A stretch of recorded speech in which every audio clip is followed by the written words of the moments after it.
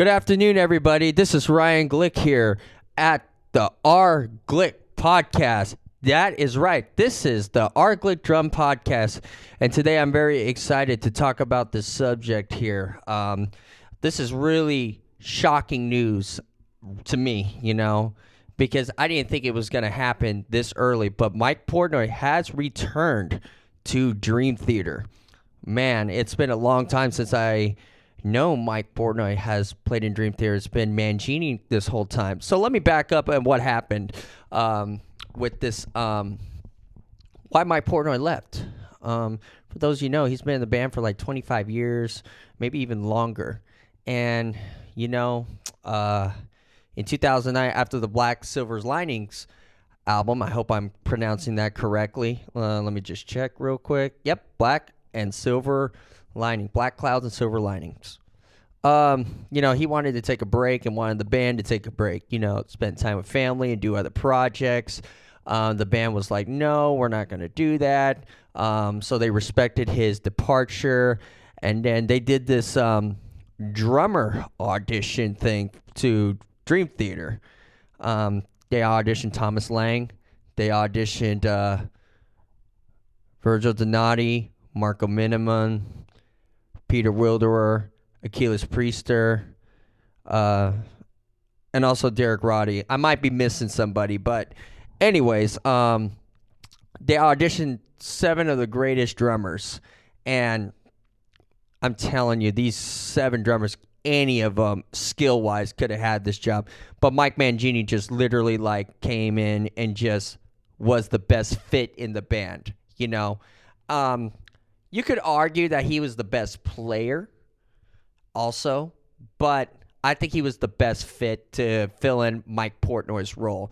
So Mike Mangini, did a 13-year run with them. That's a long time, I mean, Mike Portnoy has been there longer, but Mike Mangini just did an outstanding job with the band. I watched a couple clips when, I was in high school of Mangini playing. It's like, whoa, it's like Mike Portnoy has never left and he had somebody to fill in that role for a long time. But I never looked at it like he would fill in that role, because the thing is, Mike Portnoy, I thought he really burned the bridge. Especially, this is just my personal opinion. Maybe you guys could argue with me about it, but let's do it. This is my personal opinion. I think he shot himself in the foot when he toured with Avenged Sevenfold. Speaking of Avenged Sevenfold, why did that happen? The Rev, Jimmy Sullivan, has passed away at the age of 28. I believe he had heart disease. I don't remember the condition, but I remember that day. I believe it was December 28th, a couple days before Christmas, after Christmas. And then he died in 2009 when the Black Silver Linings album came out. That's when that album came out. And Mike Portnoy was I don't know if I want to do another tour. I don't know. I want to just keep going with the band. Okay, he departed that. I think that's what happened. And then he jumped ship on Avenged Sevenfold. And speaking of Avenged Sevenfold, again, they lost their drummer. Jimmy Sullivan, the Rev, was, he looked up to Mike Portnoy. Mike Portnoy was just in a way, a father drummer figure to him. It's really amazing how that worked out, and I'm just so happy that he did that and played with some young bucks. A young band. Mike Portnoy is definitely the old school guy and all that. And obviously, that didn't last long, because who wants an old guy in the band, playing with some young bucks? They want somebody in their age and all that. So I believe they went through a guy named, I don't remember the other drummer name after Mike Portnoy. Maybe you guys could help me out with that. But I know they have Brooks Wackerman, who's an incredible drummer, and his father is an incredible drummer too. So, hey, this is, that's a very good fit for them too. So Mike Portnoy did the Nightmare album, and I love that song. And I'm not sure about what songs he played, but to me on Nightmare, he played that song. It sounded like him and all that. But anyways, Mike Portnoy kind of shot himself in the foot and probably burned the bridge with, Myung, Rudis, Petrucci, and Labrie. Those guys felt a certain way. You're like, we want to keep going. You don't, and you want to go play with a young band. I could understand that could have left a sour taste. And, I remember watching that drummer documentary, and their faces was just like down.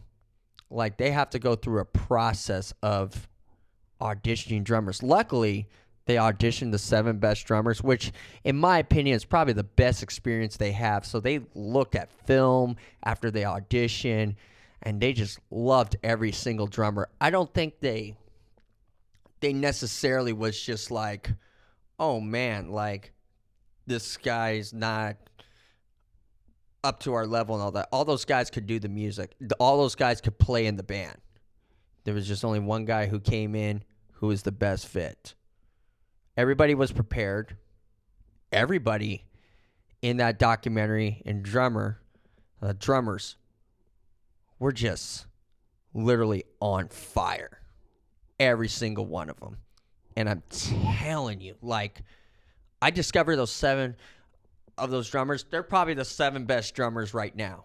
Seriously. But going back a little bit to Avenged Sevenfold and Portnoy and Sullivan, those guys were dominating the metal drum world through the 2000s until Sullivan passed and Mike Portnoy departed. And I really never heard much of Mike Portnoy with the Winery Dogs and Adrenaline Mob. It's kind of cool, but, I know Mike Portnoy and Dream Theater. So, Mangini gets in the band, he's crying. I mean, if you guys watch the end of that documentary, he's crying. He worked his ass off to be in that band. He probably dropped everything he was doing and just practiced the living shit out of himself to be in that band. He wanted to be in that band. He showed up. He showed up like Michael Jordan. I'll get another basketball reference. Michael Jordan showed up and gave him 6 championships. Mike Mangini showed up and earned a spot in Dream Theater. He earned his money. He got his time and money's worth. Not just that audition, 13 years of it. Anyways, did it for 13 years. And I believe, so Black Clouds and Silver Linings was the last album that Portnoy did. And according to my sources, Mangini did Dramatic Turn of Events, Distance Over Time, A View from the Top of the World, The Astonishing, Breaking the Fourth Wall. And he did some albums with them. I mean, it's not like he didn't do anything. And I listened to Dramatic Events and Distance Over Time. Those albums were great. He carried that role really well. My question is that I didn't know after 13 years that he was just filling a role. I thought that was his permanent job. And Mike Portnoy was never, ever going to come back. And they, Labrie, Rudis, Petrucci, Myung, I don't know if they were going to have him back. But time heals. Time heals. And honestly, Mike Portnoy does deserve to come back. He's a founding member of that band. At some point, I believe it was going to happen. But I thought he would come back after Mike Mangini was doing it for 20 years. I was wrong. You know? Mike Portnoy came back after 13 years. And it was the perfect time. It was the perfect time for the band. And if I was Mike Mangini's seat right now, I would be happy for the band to bring him back. That's their brother. I would understand. There's no sources that he did anything wrong or he burned a bridge. It was a great business decision, and Mike Mangini professionally understood. Mike Mangini's going to get another job with a big band. He probably already has them, you know, and he has a lot of things. He has his own teaching platform, former Berkeley professor, which sucks because I wanted to take lessons from him so bad. He could go back to Berkeley and probably get that job back. It's too bad I'm not at Berkeley right now to take lessons from him. I was 5 or 6 years short. I went to Berkeley in 2014. He left in 2009. Yeah. Anyways, 2009, 2010, whatever that day happens, but 2009 was the last album that Mike Portnoy, you know, did. And I believe it was 2010, I'm not mistaken, that fell into place and Mangini got that job. Anyways, if I was Mike Mangini's shoes, I would be happy for James, be happy for John and Jordan. I would just be happy for them. They got their brother back. You got 13 years. You got 13 years in you. You put it in there. 13 years of Mike Mangini doing Dream Theater is probably the best accomplishment he's ever done in his entire music career. And Dream Theater took care of him. He stated the management crew took care of him. He had everything. He got the massages he needed. He got it, the treatment of food and all that. He got everything. For 13 years. And Dream Theater just made a decision, just be like, we just need to bring our brother back, you know? Because I believe they did a couple albums, Liquid Tension Experiment with John, and Mike Portnoy was on that album, and there was talks about it. I'm sure he was aware of it. He just minded his own business and just played his role. Just played his role and just be like, I'm going to play it. I'm going to play until they decide they want to bring their brother back. That's a great way. Now let's look at it from Mike Portnoy's view. If I'm Mike Portnoy, I'm excited. I settled down and chilled out with the kids and wife. I know he has a kid. I know he has Max Portnoy. I hope Max Portnoy becomes the drummer for Dream Theater sometime. Wouldn't that be awesome? You know? That would be really great. If that's what he wants to do. Take his father's legacy. Like Jason Bottom did. And if I'm Mike Portnoy's shoes. If I'm Mike Portnoy. And in his shoes. Sorry, I keep saying shoes and all this stuff. I'm super excited. I'm Mike Portnoy. I'm super excited to reunite with my brothers and finish my career with Dream Theater. Because there's going to be a day where they're not going to do this anymore. And I realize these guys are getting older, and I better go see them play with Mike Portnoy. Because anything could happen. Health. Which I'm sure they're taking care of themselves really well. They look really well. Jordan looks like stronger than ever. Tom looks cuter than ever. Ming has the best skin ever. Labrie is just smiling like Magic Johnson. And Portnoy coming back, feeling like he's $1 million again and he's worth something. I'm telling you, you guys, I'm happy for Mike Portnoy. I'm happy for Mike Mangini. Both of these drummers are two of the best drummers in the entire planet Earth and universe. I'm telling you guys, this is a great thing for both Mikes. Mike Mangini accomplished something that you might think it's impossible. You really put in work to be in that band. And Mike Portnoy did something absolutely amazing, rebuilding their relationship with his brothers. And then the brothers just feel like, come back, bro. Come back home. Mike Mangini knew that was Mike Portnoy's home all this time as a founding member. But Mike Mangini will always have a seat, will always have a home with Dream Theater.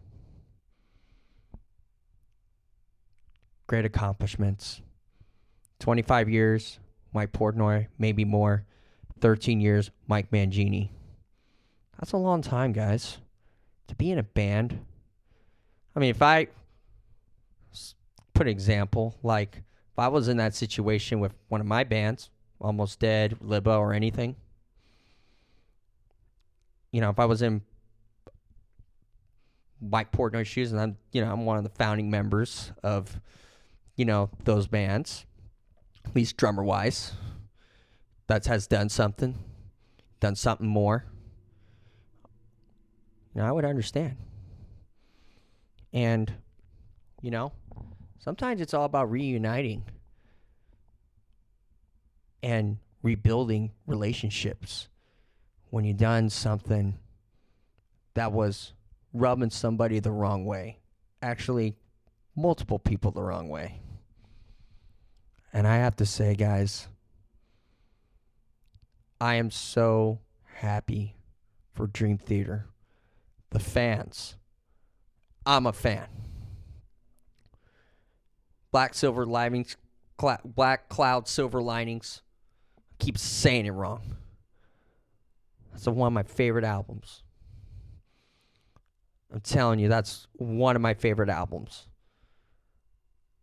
And, of course I listen to all the other albums too. Falling into Infinity, Systematic Chaos, all this stuff. I'm happy for Mike and Mike. I hope to see both of them do a double drum show sometime. Wouldn't that be awesome if they did a double drum show? Oh my God, I would pay money to see that. Front row seats to see Mike and Mike kill it. I'm happy for both Mikes. Mike Portnoy gets his seat back, and Mike Mangini accomplishes something that you can never take away. He can never take away, and the fans can't take away. 13 years with Dream Theater playing the most difficult music ever. Congratulations to Mike Portnoy. Congratulations to Mike Mangini. If you enjoy this podcast, please follow me on Spotify. Follow me on Instagram, TikTok, Rglick Drums Podcasts. Thank you so much, everybody. This has been a great episode, and I'm looking forward to putting out more episodes. Let me know if you need more content. If you have any content ideas, let me know. Thank you so much. And I hope you guys have a wonderful day. Bye-bye.